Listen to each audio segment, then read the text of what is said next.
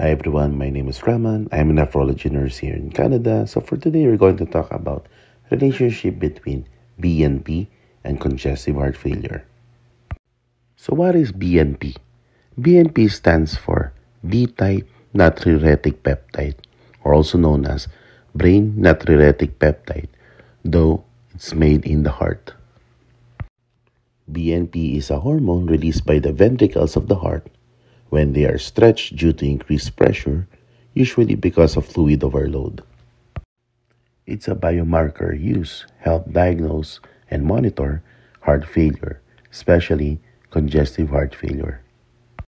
Congestive heart failure is a condition where the heart is unable to pump blood effectively, leading to backup of blood and fluid in the lungs, legs, and other parts of the body.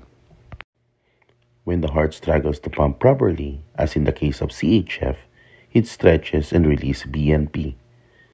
BNP increases excretion of sodium and water and helps to reduce volume of blood in the circulatory system, which in turn reduces workload on the heart. The higher the BNP levels, the more severe the heart failure.